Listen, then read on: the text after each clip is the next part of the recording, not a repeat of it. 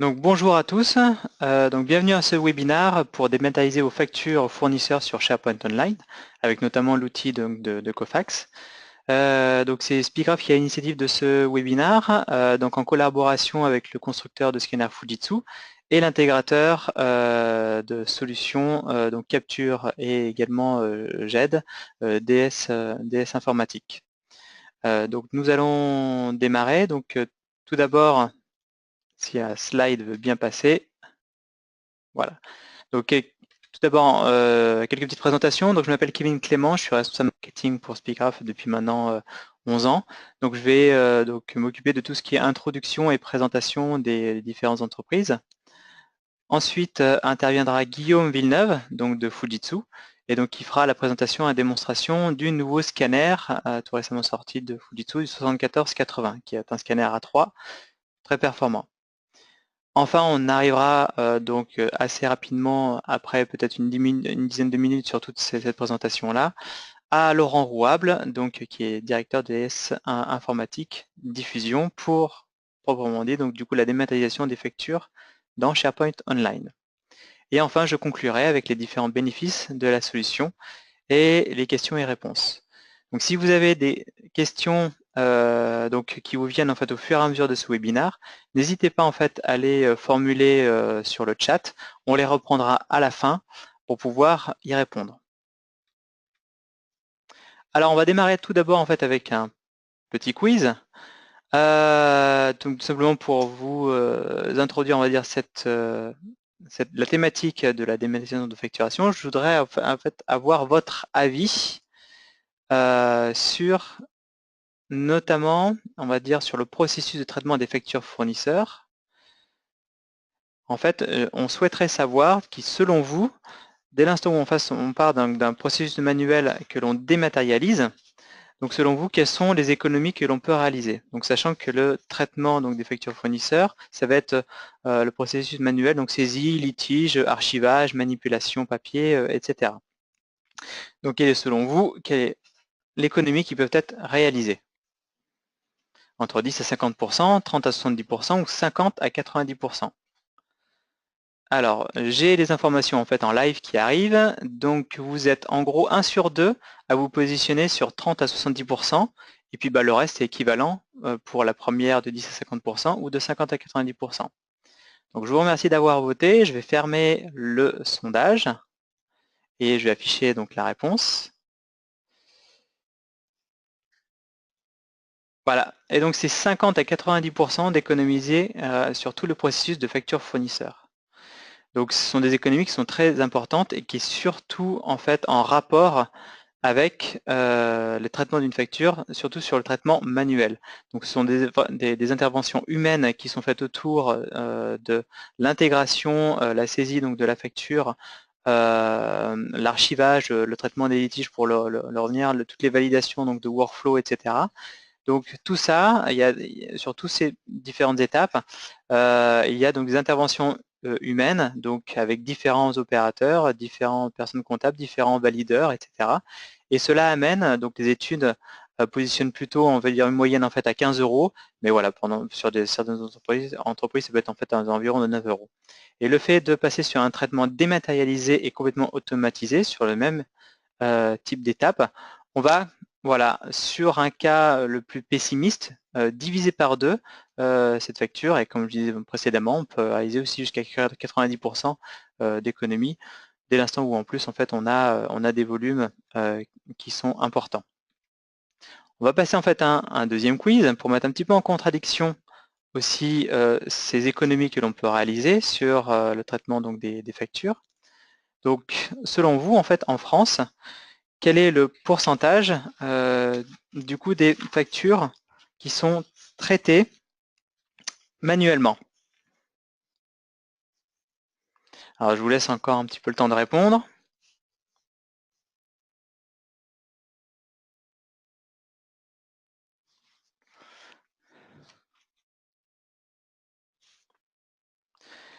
Donc voilà, vous êtes à peu près, on va dire ouais, vous êtes à 35% qui se positionnent sur les 90% d'économie, à 25% sur les 80%, et en fait encore 30% sur 70%.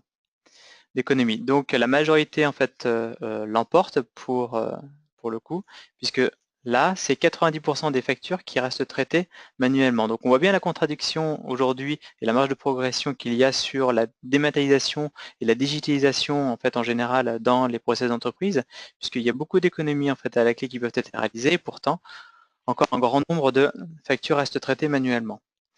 Quelques informations sur le contexte de la dématérialisation des factures en France. Il faut savoir que 2,5 milliards de factures sont générées annuellement en France et seulement 5% sont au format électronique. Un petit rappel, parce que je pense que si vous êtes intéressé sur la dématérialisation des factures fournisseurs, vous avez certainement entendu parler de la loi Macron. Donc cette loi Macron qui stipule qu'à l'horizon de 2020, avec donc une échéance, donc un calendrier en fonction donc des grandes entreprises, des entreprises moyennes, petites entreprises et micro-entreprises. Donc 2017, ce sera le passage donc pour les grandes entreprises et 2020 pour les micro-entreprises. Donc ces entreprises qui travaillent avec l'État, les collectivités territoriales et les établissements publics auront l'obligation de leur envoyer donc des factures sous format électronique, donc que ce soit en fait PDF ou EDI, peu importe, mais elles ont l'obligation. Il faut savoir que cela concerne 100 millions de documents pour environ 1 million de fournisseurs auprès de 80 000 entités publiques. Donc on voit le ratio entre les 100 millions de documents, donc des factures qui seront du coup envoyées électroniquement en rapport avec les 2,5 milliards de factures générées pour toute la France.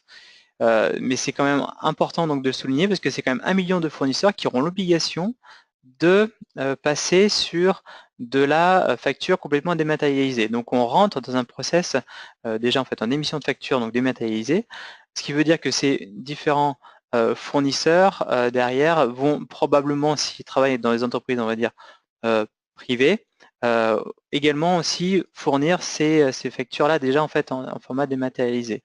Le tout, c'est, étant donné que l'engagement sur la partie dématérialisation est engagé, c'est de s'équiper aussi également en termes de process d'intégration de ces factures afin de continuer dans cette efficacité. Au lieu de recevoir une facture papier, on le reçoit de façon électronique, et ben c'est continuer cette intégration électronique en extrayant les informations de ces factures pour directement les lier soit à un système de GED, soit également en fait en lien avec votre ERP pour pouvoir avoir des écritures comptables saisies très rapidement dès l'intégration des factures fournisseurs. Alors, présentation d'entreprise, je vais présenter tout d'abord Spigraph. Donc, nous sommes distributeurs de solutions de numérisation. Donc, on est au cœur de la capture documentaire et en fait, on est le lien entre les constructeurs de scanners, les éditeurs de logiciels, on dit plutôt donc de capture. Donc, nous sommes vraiment identifiés comme de la capture. En amont, donc des solutions de GED, et nous travaillons avec des intégrateurs et revendeurs, donc comme par exemple DSI Informatique, qui eux, du coup, fournissent donc les solutions clés en main. Ça va être avec le scanner, avec le logiciel de capture et puis les logiciels de GED aux clients utilisateurs. Nous, notre rôle en fait ici, ça va être donc de proposer à tout cet écosystème, autant pour le client utilisateur que pour notre réseau de revendeurs, des conseils d'audit, la distribution forcément donc de toute la partie scanner et software, des services d'intégration que l'on peut effectivement effectuer sur la partie capture, mais également en fait en accompagnant également nos revendeurs et intégrateurs, et la maintenance et assistance de toutes les solutions. On va parler rapidement donc également de Fujitsu. Donc Fujitsu, c'est en fait donc c'est le leader sur le niveau mondial des solutions de numérisation, donc des scanners, donc en termes de volume, puisqu'en fait ils sont au-delà donc des 50% donc de part de marché. Donc c'est le premier fournisseur japonais de technologie de l'information et de la communication, et ils offrent en fait une gamme complète de produits et de solutions de services technologiques. Donc globalement, Fujitsu ils emploient 170 000 personnes donc dans plus de 100 pays. Et pour le cas donc des scanners de documents, donc ce sont eux qui fournissent la plus large gamme de scanners de documents professionnels, qui va du personnel, du bureau, au groupe de travail, jusqu'au scanner donc de haut volume. Et enfin donc DS Informatique, qui est donc l'intégrateur de solutions, donc spécialisé dans la digitalisation des documents. Donc il y a un positionnement en fait, c'est en complément donc des applications métiers. C'est-à-dire que si vous avez des applications métiers chez vous, donc DSI informatique fera le lien entre la capture et la dématérialisation de notre document en fait en amont avec vos applications métiers et fera du coup la connexion entre ces deux technologies. Et donc ils sont compétents sur la dématérialisation, l'indexation, le workflow, l'archivage et la signature électronique avec les différents partenaires que vous voyez ci-dessous qui sont Office, donc Microsoft, SharePoint comme on va l'évoquer, Cofax comme on va l'évoquer et ECM, IBM. Ils ont d'autres applications en fait à leur actif, donc DSI Pilote qui fait l'échange de données entre ERP et GED et puis Doc7 qui permet des accès depuis les ERP à la GED. Donc leur typologie de clients, c'est plutôt des PME et petites entreprises et des départements de grands comptes. Ils sont implantés à Paris et à Aix-en-Provence et représentent 11 personnes et un chiffre d'affaires de 1,2 million et 100 clients. Oups, excusez-moi. Donc maintenant, je vais passer la main à Guillaume Villeneuve. Alors, je vous demanderai un petit moment, s'il vous plaît. Je vais leur donner le micro. Et il va commencer donc la présentation du scanner. À toi de jouer, Guillaume. Merci. Merci beaucoup, Kevin. Bonjour à tous et à toutes. Je suis, comme Kevin vous l'a indiqué, Guillaume Villeneuve, responsable des partenaires au sein de Fujitsu Europe. La division scanner de Fujitsu est, comme Kevin vous l'a indiqué, depuis sa création en 1981, le numéro 1 mondial du scanner documentaire professionnel, avec une part de marché au niveau mondial de 50%, au niveau France, un peu plus de 40%. Vos projets de dématérialisation de divers processus métiers sont aujourd'hui multicanaux. Le canal largement majoritaire est, comme nous l'a indiqué la dernière étude du CXP, le papier. Il convient donc de faire le bon choix quant au périphérique de numérisation à choisir. En effet, ce dernier doit être fiable quant à sa préhension du papier et sa qualité d'image. Il doit de plus s'intégrer de façon transparente dans votre solution de dématérialisation. Fujitsu, de par son partenariat avec Cofax, vous garantit une solution 100% intégrée et pérenne. Afin de vous accompagner sur l'ensemble de vos projets, Fujitsu dispose d'une gamme étendue, comme Kevin vous l'a indiqué, allant du scanner mobile au scanner de haute production. Nos nouveaux modèles FI 7460 et 80, respectivement 60 et 80 pages minutes, viennent compléter une large gamme de plus de 23 produits. Ces nouveaux modèles de scanner A4, A3 sont conçus pour numériser de 9 à 12 000 pages par jour. Compacts et silencieux, ces nouveaux modèles s'intégreront parfaitement dans votre espace de travail. Développés pour numériser des lots mixtes, formulaires, factures, cartes plastifiées, les 7460 et 7480 sont des outils de production efficaces. Les scanners de documents professionnels sont centrés sur la numérisation et uniquement la numérisation, à contrario des multifonctions en fait. Fujitsu commercialise et conçoit des scanners professionnels depuis plus de 30 ans. Les atouts de nos scanners résident en 5 éléments clés. Des fonctions de numérisation avancées, préservant l'intégrité de vos documents et permettant ainsi la numérisation de lots hétérogènes en format et grammage. Le traitement d'image, qui permet la restitution de documents originels et permet d'optimiser les divers traitements liés à Cofax. Des outils de supervision, étudiés pour nos produits, afin de réduire au maximum les coûts de possession. Des scanners intégrés dans vos solutions métiers, solutions de gestion électronique de documents, RADLAD, ou encore CRM et ERP. Enfin, une fiabilité de nos produits reconnus. Nous vous proposons de nous arrêter sur deux fonctionnalités que nous estimons importantes, qui sont le traitement d'image, d'une part, et la supervision. Les scanners Fujitsu disposent de technologies de traitement d'image avancées avec Paperstream IP, qui permet un résultat optimum dès la première numérisation, quelle que soit la typologie de documents numérisés. Ça peut être des documents en fond sombre, du papier recyclé, des documents avec des bandes Carole, typiquement, des factures avec des trames de fond. Plus concrètement, Paperstream réalisera automatiquement la détection du document multiformat, la suppression des pages blanches, l'optimisation de la qualité d'image, le nettoyage du document.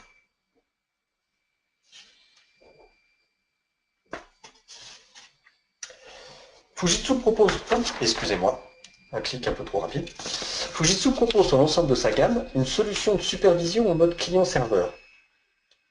Cet outil vous permet de gérer un parc de scanners connectés ou en réseau. Il vous permet l'installation, les mises à jour des drivers en mode silencieux, d'être alerté sur l'usure des consommables. Il peut être interfacé avec des outils existants, type Tivoli ou OpenView. Cet outil de supervision exclusif à Fujitsu permet donc l'optimisation de la gestion de votre parc et la réduction de votre TCI.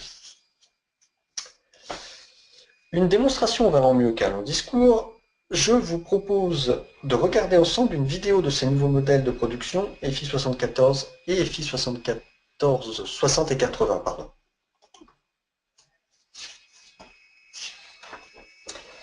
Donc c'est après une présentation des scanners 7460 et 7480. Scanner A3, le plus compact de sa catégorie, pouvant fonctionner en alimentation continue. Les 7460 et 7480 peuvent numériser des documents de petite taille allant du A8 jusqu'au format A2, malgré que ces derniers soient des scanners A3. Les scanners supportent des grammages hétérogènes allant de 27 grammes à 413 grammes. Ils peuvent numériser des cartes embossées jusqu'à 1,4 mm d'épaisseur sans problème grâce à une prise papier exceptionnelle ainsi qu'à un système de protection du papier efficace. La numérisation de nos mix n'est plus un problème. Les scanners 7460 et 7480 peuvent, pour leur ADF de 100 pages, recharger de façon continue. Cette fonctionnalité vous permet une productivité maximum. Même si vous devez numériser le document un par un, le mode de numérisation manuel vous permettra d'enregistrer tous vos documents dans le même fichier. Naturellement, si vous devez numériser de façon standard les documents, PaperStream vous permettra d'obtenir une qualité d'image incroyable dès la première numérisation, quel que soit ce que vous devez numériser. Je vous remercie pour votre attention et je vais repasser la main à Kevin.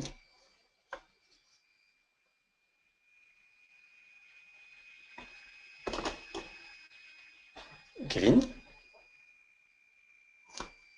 Oui, c'est bon, j'ai repris la main. Merci. C'est bon pour faire le lien. Effectivement, il est important donc d'avoir des scanners qui numérisent les documents de façon très rapide, surtout quand on a des volumes, et également avoir une hétérogénéité des documents et surtout d'avoir une qualité d'image qui va être important pour l'extraction d'informations, donc du coup des factures, pour alimenter une JED comme SharePoint Online. Donc maintenant, je vais passer la main donc à Laurent Rouable qui va vous faire la démonstration, enfin par rapport à cette thématique. Voilà, je viens de passer la main à Laurent. Il va pouvoir afficher son écran. Voilà. Bonjour à tous, donc Laurent Rouable, responsable chez DS Informatique Diffusion. Donc là, je vais vous faire une démonstration de l'utilisation de Cofax avec un lien vers SharePoint Online. Donc là, dans un premier temps, je vous montre donc un écran de SharePoint Online. Alors SharePoint Online, c'est le même à peu près que le SharePoint normal. Simplement, il est dans le cloud de Microsoft. En termes d'installation, il n'y a rien à faire, il y a juste à le paramétrer. Ici, on a mis dans cette démonstration, on a mis quelques dossiers, donc un dossier de facture fournisseur, un dossier de factures qui sont des factures pêche-pas, qui sont des factures un peu particulières. Nous avons également un autre dossier qui concerne des factures rejetées et un dossier qui concerne les factures à traiter, ce sont donc les factures qui vont être reçues de la part de Cofax. Un petit peu pour la présentation de SharePoint. Après, on pourra répondre à d'autres questions dessus, mais c'est simplement pour une première vision de la solution SharePoint. N'ayant pas de... Enfin, dans la démonstration, le scan étant pas... Ça pour la démonstration de Cofax pur. Donc on a aujourd'hui des factures qui sont déjà numérisées par les... Et donc on va ici récupérer les factures numérisées. L'intérêt aussi de la solution Cofax, c'est de vous montrer qu'on peut récupérer des fichiers PDF qui ont été produits par des solutions informatiques autres que les scanners, c'est-à-dire qu'on est capable également de scruter un répertoire d'une boîte mail, par exemple, pour récupérer une facture fournisseur directement, ou de scruter un serveur FTP dans lequel des fournisseurs auraient déposé des factures pour vous. Donc là, je vais prendre quelques factures pour l'exemple de documents afin de les déposer donc, dans le répertoire qui est scruté par Cofax pour la prise en compte de ces factures. Donc, c'est un service qui tourne sous quelques minutes. Donc, on va pouvoir ensuite les voir dans l'outil Cofax. Donc, je vais me connecter à l'outil Cofax.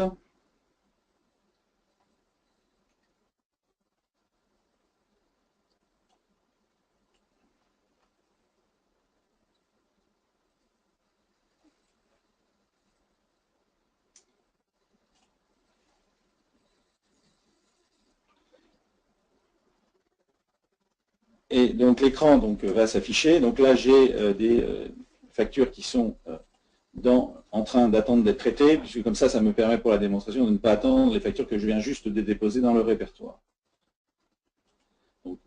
J'ouvre la facture qui est en cours de traitement. Et donc l'écran se présente de la façon suivante.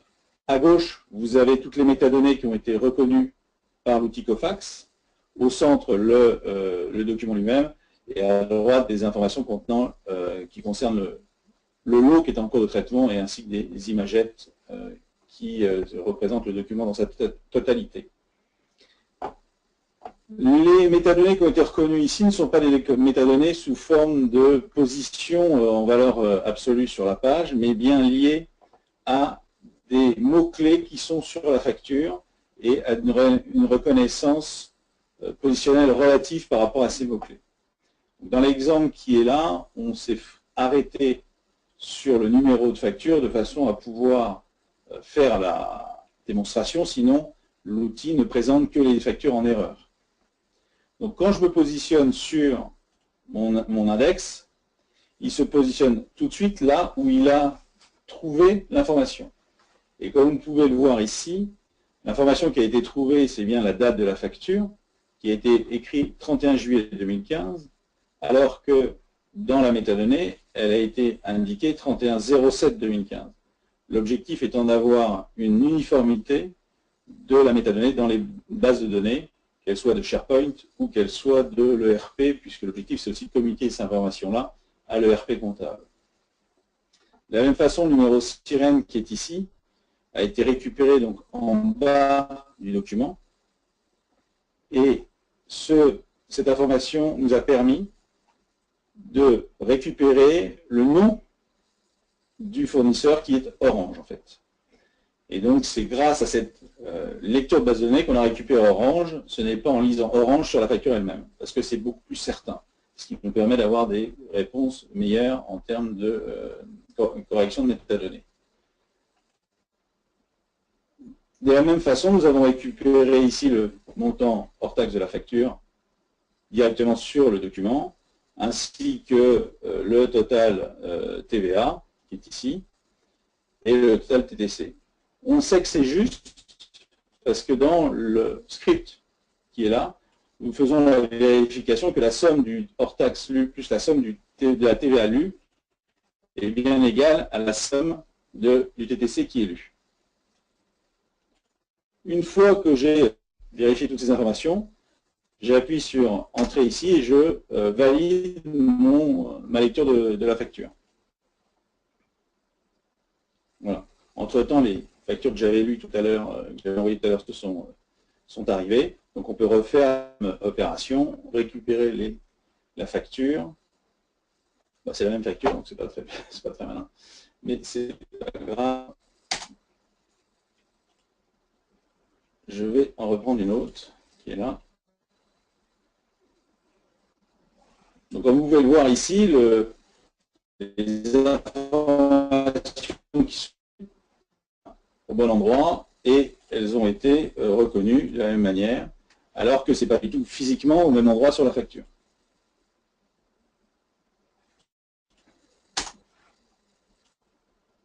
Donc les factures, une fois qu'elles sont numérisées, elles sont donc envoyées dans SharePoint. Nous recevons un mail de validation afin de prévenir l'utilisateur qu'il a une facture à valider. Donc, en cliquant sur le lien qui est là, nous allons récupérer automatiquement l'écran de validation de cette facture. Donc là, je suis dans SharePoint. Et donc, effectivement, l'objectif, ce n'est pas de vérifier les métadonnées qui sont déjà vérifiées, mais c'est de vérifier le bon à payer dans l'exemple qui est là. Donc, acheteur, je vais me poser la question, est-ce que je suis d'accord ou pas pour valider cette facture? Donc, si je suis d'accord pour valider, ben, je dis je valide, et je fais un petit commande dans la zone qui va bien. L'ensemble de ces paramétrages, de ces fonctions sont complètement libres. C'est un choix pour cette démonstration que nous avons fait là. Et j'enregistre mon information.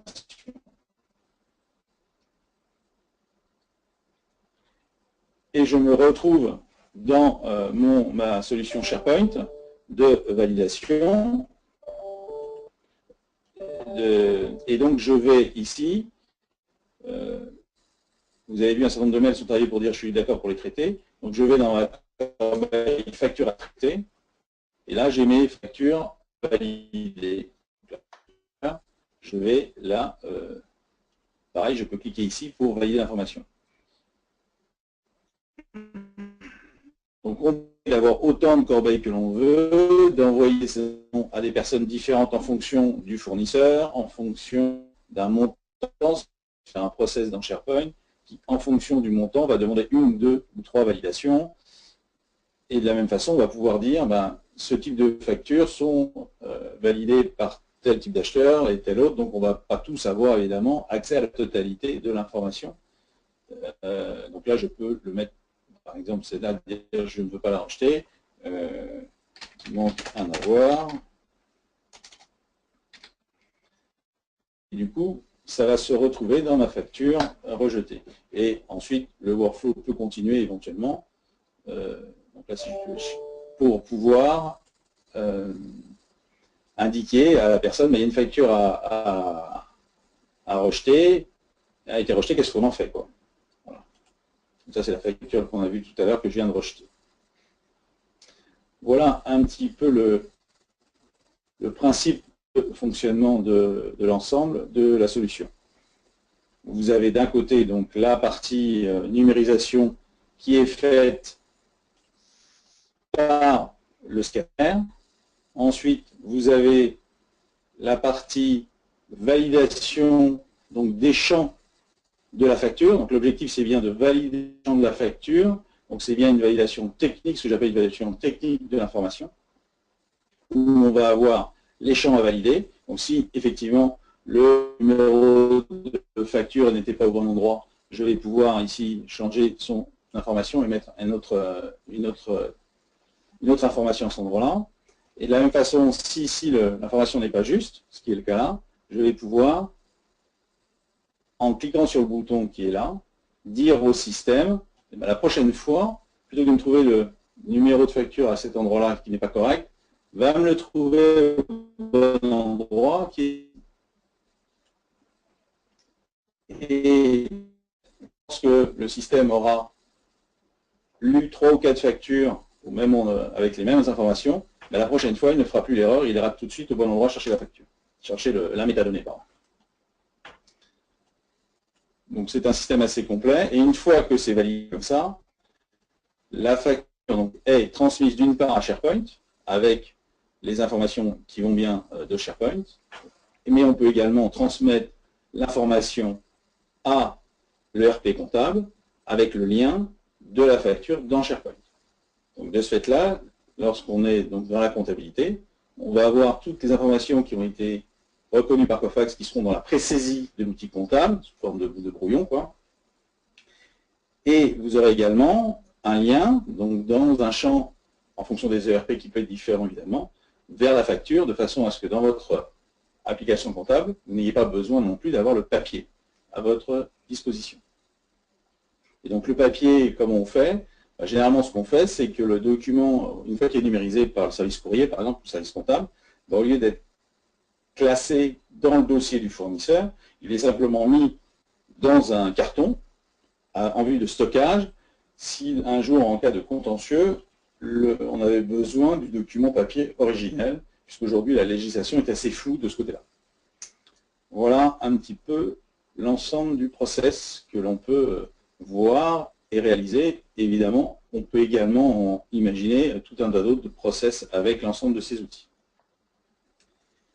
Kevin, je te propose de reprendre la main. Oui, je vais reprendre la main. Alors. Voilà, donc je viens de reprendre la main. Donc merci Laurent pour cette démonstration très claire, même si on est un petit peu désolé, on a eu quelques petits problèmes de son pour cette démonstration, mais je pense que ça n'a pas trop gêné pour la compréhension malgré tout. Donc voilà ce qu'a fait Laurent en fait dans la démonstration. On a fait un arrêt sur image pour bien vous faire comprendre comment fonctionnait la dématérialisation donc des factures via Cofax pour extraire les informations en fonction donc des informations contenues par les factures. Voilà, forcément pendant la démonstration ça prend un petit peu de temps, il faut avoir un petit peu de pédagogie, mais il faut se positionner sur le fait que on dématérialise des process qui étaient au préalable, qui étaient physiques, qui deviennent du coup complètement dématérialisés. Et c'est ça qui va générer en fait un véritable gain. Lorsqu'on va numériser un paquet de 20 factures donc dans un scanner et que au préalable avant on avait tous les saisir en fait avec le fournisseur, les montants, faire l'imputation comptable, etc. Là cet outil-là va permettre de tout faire ça en fait en semi-automatisé, puisque vous avez vu qu'il fallait quand même un opérateur derrière qui puisse contrôler en fait à minima les champs qui n'étaient pas forcément reconnus. Mais les 20 factures vont être intégrées très très rapidement grâce à cette automatisation. Comme le disait aussi également Laurent, vu que cette reconnaissance n'est pas basée sur des modèles de factures, mais par rapport, on va dire, aux informations contenues, l'apprentissage se fait aussi également au fur et à mesure que les opérateurs vont saisir les informations si l'information n'a pas été reconnue à un moment donné.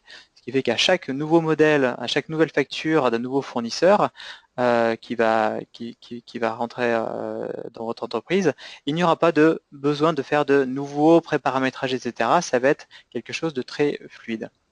Donc nous allons passer donc maintenant pour conclure à ce webinaire au bénéfice de la solution de la dématérialisation de factures.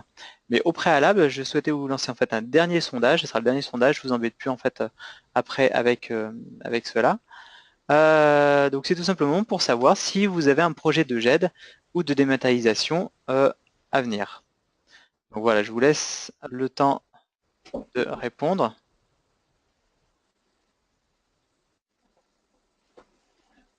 Alors, excusez-moi, je pensais l'avoir lancé, mais finalement je ne l'avais pas lancé.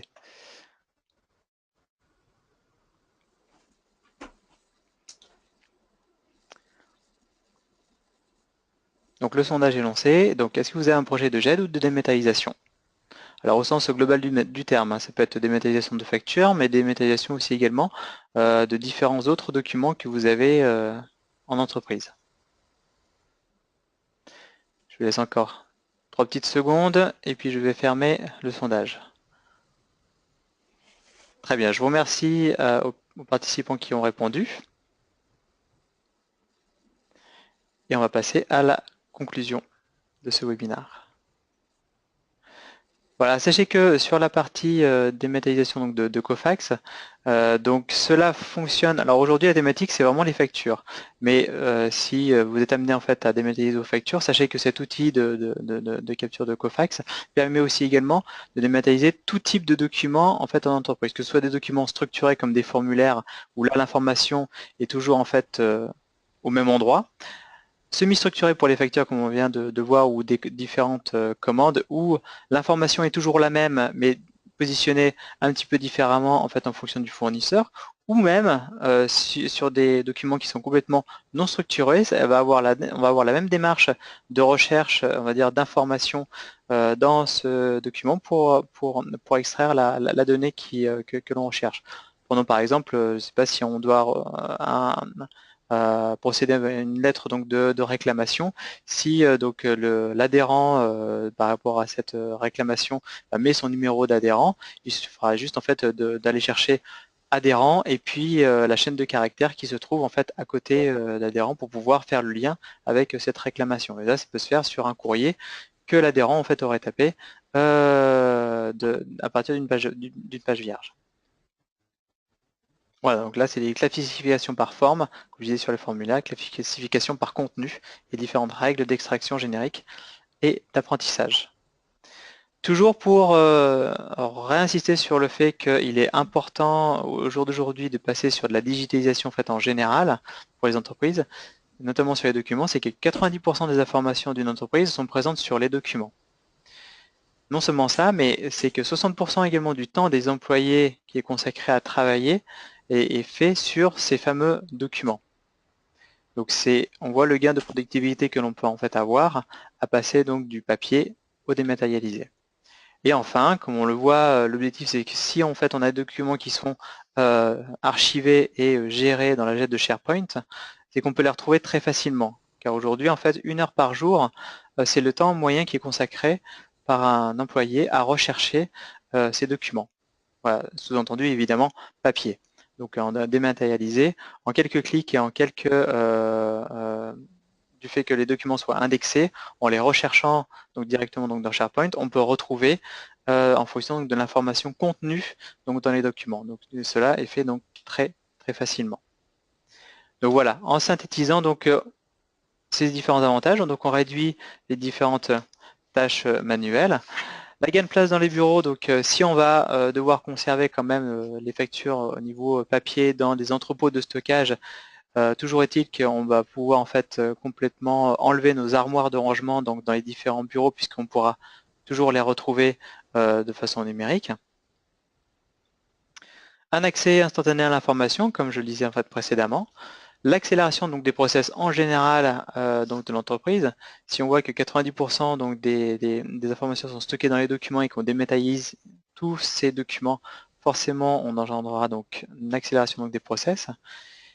De fait, on augmente le temps consacré en fait au cœur de métier. Un comptable, des personnes qui sont dans un service comptabilité qui avait vocation, on va dire, à saisir toutes les factures en fait au préalable avant de les intégrer et faire de l'analyse de comptabilité ou de la comptabilité en fait analytique, et ben va pouvoir justement enlever cette partie rébarbative de saisie de factures et se concentrer au cœur de métier. Réduction des coûts, donc c'est forcément en fait induit. Et enfin, une sauvegarde donc de l'information sur les serveurs qui vous prémunit, on va dire, de tout dommage que causerait par exemple en fait un incendie ou autre sur vos documents. Voilà, donc on va passer en fait au stade des questions. Voyez ici que vous pouvez en fait nous contacter si vous avez la moindre question en fait à nous poser par rapport à cette thématique ou d'autres sur nos métiers respectifs. Donc je vais regarder quelles sont les différentes questions que vous nous avez posées. On va prendre quelques moments en fait pour y répondre et puis je vais faire intervenir soit Laurent Wable ou Guillaume en fonction donc de la thématique de la question. Alors, bonjour, comment garantir l'intégrité des documents? Alors, j'aimerais que cette personne puisse préciser éventuellement donc du coup sa question sur l'intégrité des documents, puisqu'une fois qu'ils sont dématérialisés, de toute façon aujourd'hui, si les questions est au niveau juridique, aujourd'hui, quand on est, ce que disent au niveau légal, c'est que quand une entreprise n'est pas forcément capable de retranscrire, on va dire, le document en fait original et il est considéré le document numérique comme un début d'une preuve et donc du coup en cela l'intégrité du document est conservée et en tout cas valable au niveau légal. Vous pouvez aussi lire des images. Alors des images, oui et non, c'est-à-dire quel est le contexte des images, c'est donc des images JPEG, etc. Donc des documents qui ont été numérisés, qui sont sous format image JPEG. Effectivement, donc on va pouvoir également les lire et faire en sorte du coup d'extraire ces informations. Alors je liste encore d'autres questions. Alors bonjour, donc dans la phase de validation de facture, a-t-on la possibilité avec SharePoint de consulter des bons de livraison ou bons de commande associés de manière simple? Alors là, je vais donner en fait la main à, Laurent qui a toujours son micro, donc du coup qui peut répondre. Laurent? Je peux répondre, oui. Oui, oui, je suis là. Oui, t'entends. Donc, vous m'entendez. Donc, pendant la phase de validation dans Cofax, on peut tout à fait avoir un index qui soit en fait un lien reconstitué à travers une des métadonnées.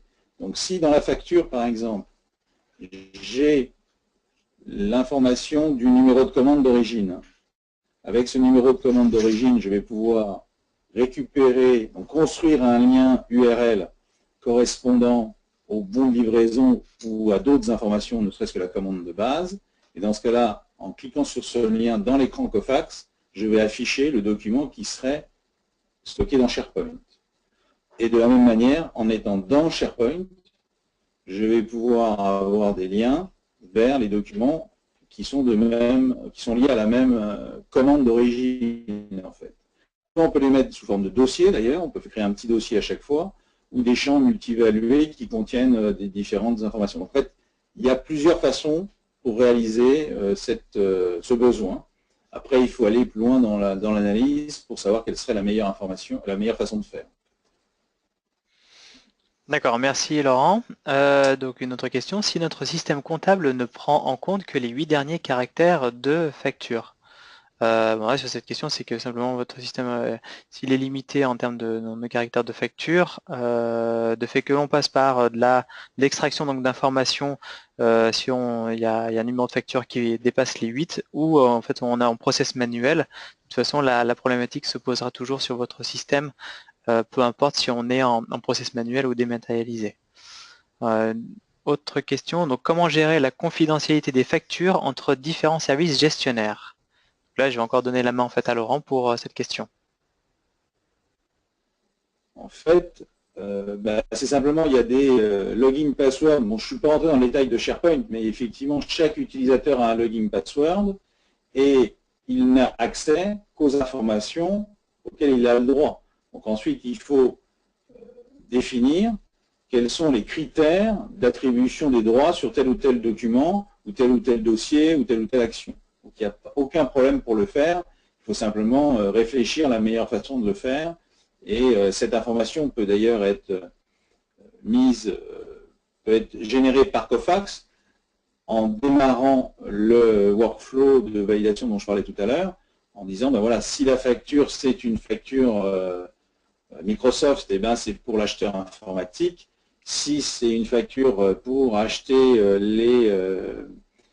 les produits de la production, si on est dans la production, je ne sais pas moi, de casseroles ou d'aluminium, bah, si c'est de l'aluminium qu'il faut acheter, ça ira vers l'acheteur d'aluminium. Et chacun verra son document à valider. Et c'est vrai également pour les documents, une fois qu'ils sont stockés dans SharePoint, tout le monde ne verra pas tout, bien heureusement, et de toute façon, indépendamment de la confidentialité de l'information, ne serait-ce que ça ne sert à rien, il y a des gens que ça ne leur rapporte rien d'avoir de l'information, c'est plutôt polluant qu'autre chose, donc ça ne sert à rien de leur donner les droits dessus. D'accord, donc effectivement c'est gestion donc de droits droits d'accès en fait assez classique et générique sur beaucoup de logiciels dès l'instant où on doit partager des informations. Comment se passe, une dernière question, puis il y a beaucoup de questions, donc on reviendra vers vous sur toutes les autres personnes qui n'ont pas eu la réponse à leur question aujourd'hui. Donc dernière question, comment se passe l'intégration dans l'ERP et le rapprochement avec les commandes? Donc là aujourd'hui on n'a pas évoqué le sujet effectivement donc de l'ERP, mais je sais que Laurent, tu as déjà en fait, tu fonctionnes déjà beaucoup en fait avec la partie ERP. Donc sur la partie rapprochement, comment ça se passe? Alors en fait, ce que fait Cofax dans cette première approche, c'est de générer les métadonnées qui ont été lues sur la facture. Au moment de la récupération de ces métadonnées, on peut tout à fait aller récupérer dans l'ERP des informations complémentaires. Grâce au numéro de commande, par exemple, je peux aller vérifier quel était le montant de la commande initiale. Et donc, si le montant de la commande initiale est égal à un montant de facture, je peux avoir des process où, dans un certain cas, si ça va être une validation semi-automatique par le système.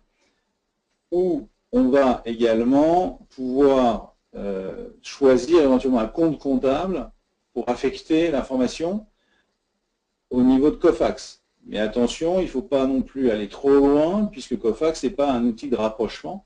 Donc en fait, le rapprochement, généralement, il est fait dans le RP.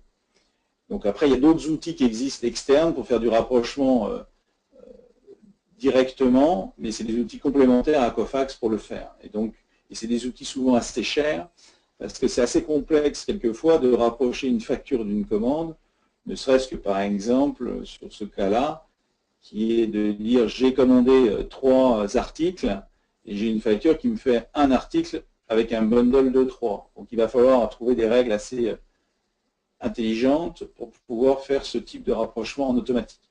Donc souvent, nous ce qu'on fait, c'est qu'on laisse le RP faire le rapprochement, où on transmet l'information à l'ERP, l'information juste, avec le plus d'éléments permettant de faire ce rapprochement, ce que j'appellerais semi-automatique, où l'utilisateur de l'ERP va avoir le moins de travail à faire, mais va quand même faire un petit travail par rapport à ça. Et donc ça, on a fait ça avec SAP Business One, on a fait ça avec Sage, on a fait ça avec JDE, etc. Donc voilà. Après, il faut voir le processus qui est enclenché aujourd'hui dans la sphère comptable et savoir comment vous voulez le faire. En fait. C'est aussi fait partie d'une analyse pour savoir comment le faire dans la meilleure façon possible. D'accord, merci beaucoup Laurent, merci aussi également à Guillaume. On va conclure ce webinaire, on va y mettre un terme. Je vous remercie aussi également de votre attention. Sachez que vous avez été nombreux à faire ce webinaire. Vous avez été 96 personnes, 96 participants lors de ce webinaire. Donc merci beaucoup d'y avoir en fait assisté. N'hésitez pas à revenir vers nous si vous avez d'autres questions. On répondra aux questions qui n'ont pas eu leur réponse en fait aujourd'hui, mais n'hésitez pas à revenir vers nous si vous avez d'autres questions ou si vous avez donc, évidemment d'autres des différents projets. Merci à tous et puis on vous souhaite une bonne journée et puis à très bientôt pour d'autres webinaires en fait éventuels ou d'autres événements qui sont faits avec Spigraph, Fujitsu ou DSI Informatique. Bonne journée à tous, au revoir.